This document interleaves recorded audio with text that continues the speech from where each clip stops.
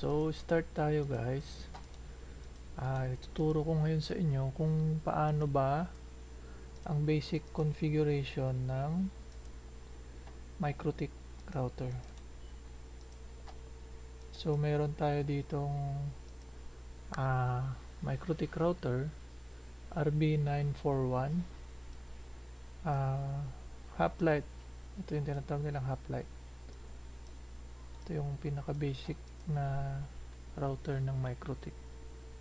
Pag bagong router guys, bago nyo ma-config, kailangan access nyo muna yung router via Winbox. So magda-download muna tayo guys. Punta lang tayo sa mikrotik.com. Ayaw nga pala, pasensya na, hindi pa natin na-configure yung ating router, MikroTik router. Since from the start tayo guys, so mula sa walang internet hanggang sa magkaroon. So una, since na-download ko na yung mga kailangan like Winbox, tuturo ko muna sa inyo, sundan nyo muna ito, and then tsaka nyo i-config na lang kapag meron na kayong internet gamit yung MikroTik router na i-config natin.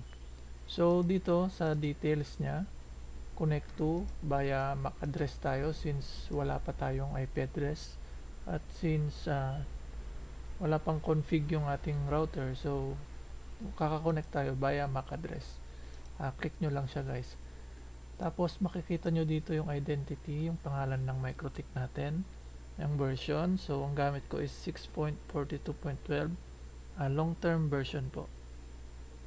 Ang latest na ata is nasa around 6.46 na. So far okay pa ako sa ganitong version, so hindi ko muna siya ina-upgrade since may mga bug daw siya sa higher versions. Unang-una din, hindi tayo certified MikroTik holder. Bale, i-share ko lang din na itong sa pag-config ko ng MikroTik router ay napanood ko lang din sa mga YouTube videos, YouTube channels na mga kilalang certified MikroTik consultants na rin po. So sila po yung mga naging basehan ko. Actually pinapanood ko sila simula pa nung last year siguro, mga ganyan nag-start na akong manood, at siguro may matagal ng panahon kasi hindi ko rin masyadong natutukan. So pahapyaw lang ako kung sakali nanonood sa kanila. Hindi tayo yung full time na nakatutok, kumbaga, since busy tayo sa trabaho. So ngayong lockdown at wala tayong masyadong magawa, so ayun, naisipan natin na gawan ng tutorial yung mga ibang subscribers na hindi associated sa mga kakilala ko na kilalang MikroTik certified MikroTik consultants. Ayan, so sana makarating din itong tutorial na ito sa inyo, para kung sakali sa mga may alam, pwede tayong magtulungan. Ayan. Since hindi ako certified, wala akong certification ng MikroTik, gustong gusto kong magkaroon.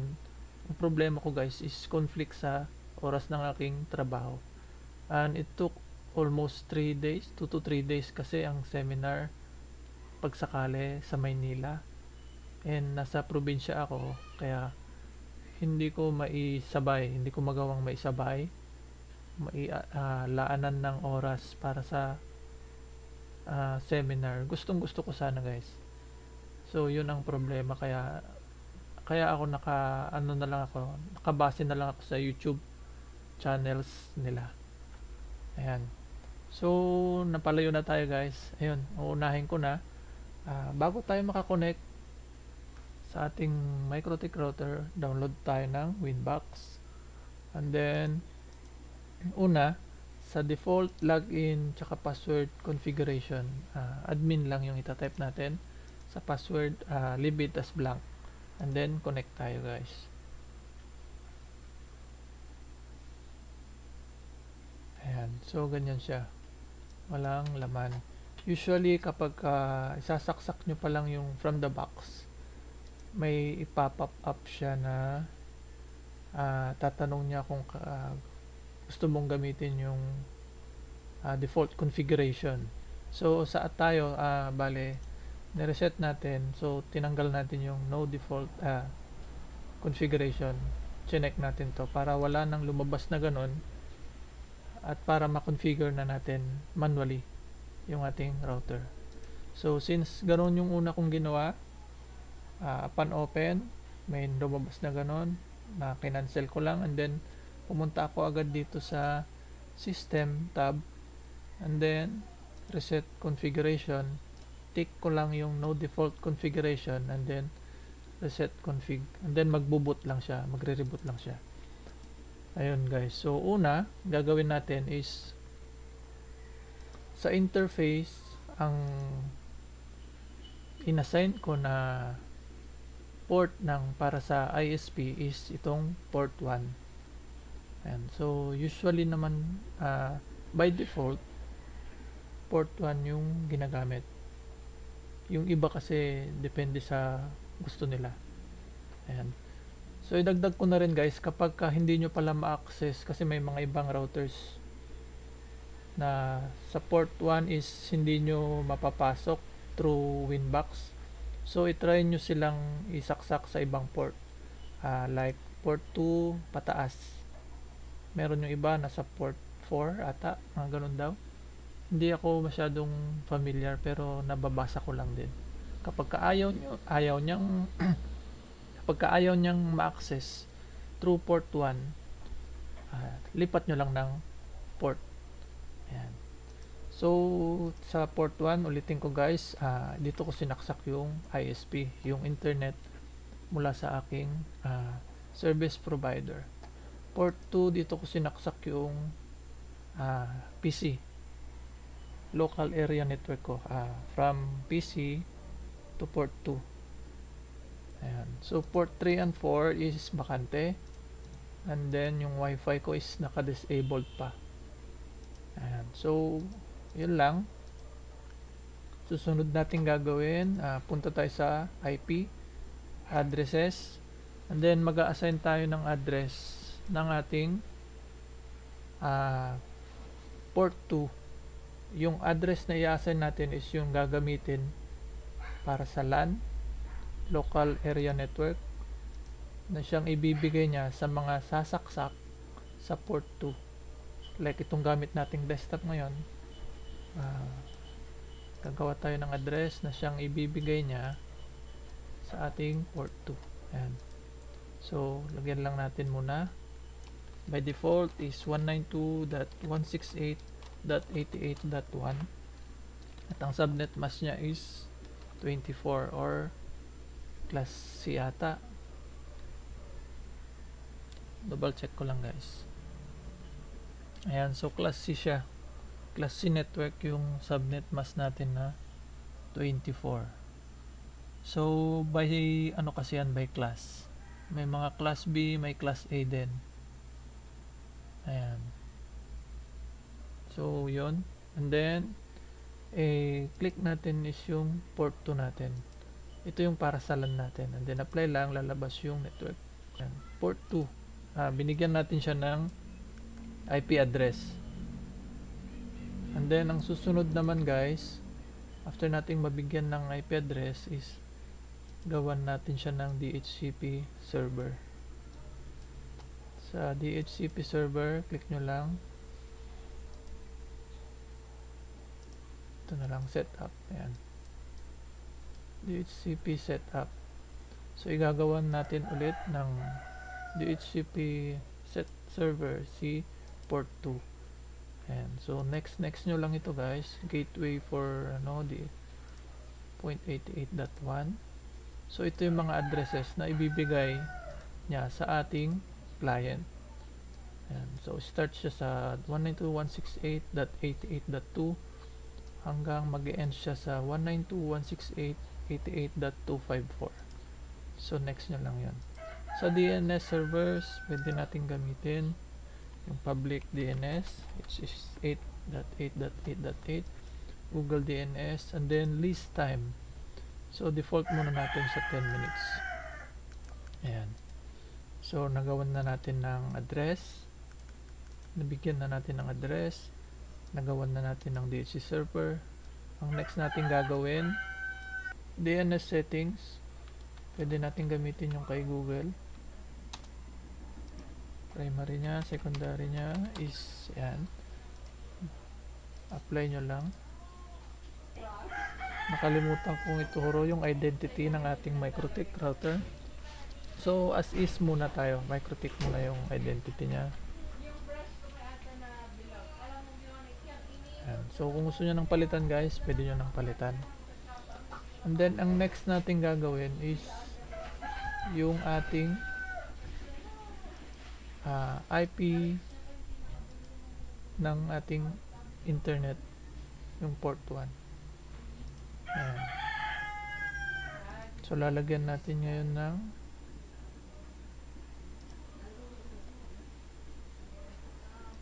DHCP client. Ayan.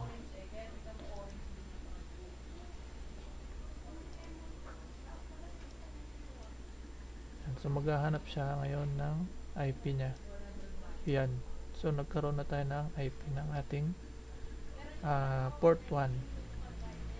And then ang next natin gagawin is punta tayo ng firewall. Sa firewall, punta tayo ng NAT tab, and then add source NAT natin. Out interface natin is port 1. Ang action natin dyan is i-masquerade, and then okay.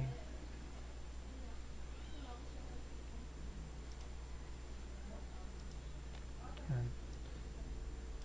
So ether 1 reachable na, ether 2 reachable na rin.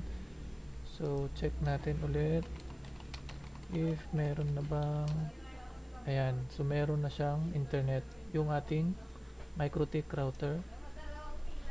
And then check natin sa Google, ayan, so meron na rin tayong internet mula sa ating laptop. Ayan.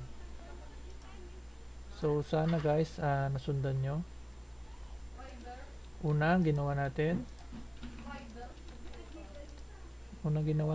is in-identify natin kung anong port yung gagamitin natin para sa internet, kung anong port yung ibibigay natin paggagamitan natin na papunta sa ating mga clients. And next, IP addresses. Gumawa tayo ng IP address ng ating LAN o yung port 2. Nagbigay tayo ng IP. And then next, gumawa tayo ng DHCP server ng ating port 2.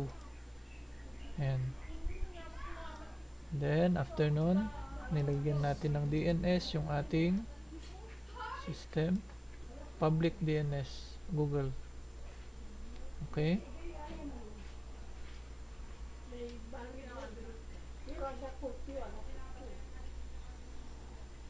Okay, and then next, kung gusto nyo nang palitan yung identity, okay, pwede nyo na rin palitan. And then after nating na-configure yung ating LAN port o yung port 2, sinunod natin yung ating port 1, which is gumawa tayo ng DHCP client, and then nag-assign siya automatically sa ating port 1. Ayan. So after nating nagawa, nalagyan natin ng DHCP client, punta tayo ng firewall, and then naglagay tayo ng rule sa ating out interface natin is yung port 1, ether 1. And then ang action nya is masquerade para magkaroon ng public internet yung ating router. Ayan, and then sa terminal, new terminal, pining natin yung google.com. Ayan, so yun, lumabas, nagkaroon na tayo ng internet. So guys, punta tayo sa microtik.com. Ito yung sinasabi ko kanina sa inyo na i-download natin mula sa site ng Microtik.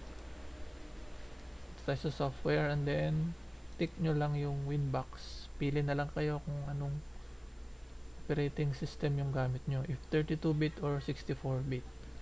Ayan, so download nyo lang yan guys. Ayan.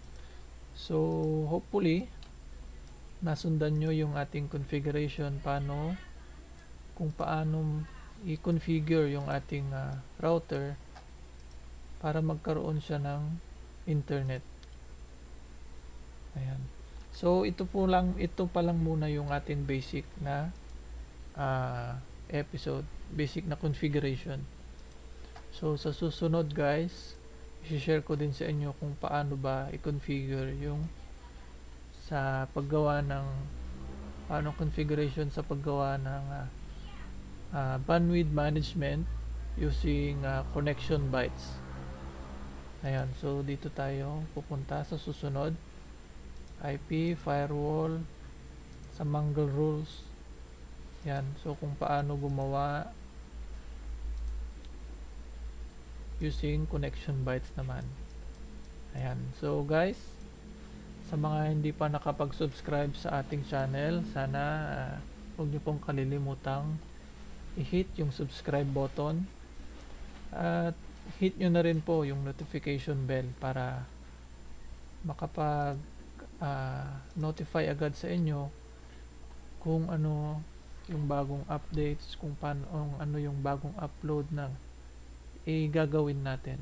Ayan. So pasyalan nyo lang, may Kels DIY do it yourself sa ating YouTube channel, at like nyo na rin syempre guys, like and share para katulong din tayo sa iba.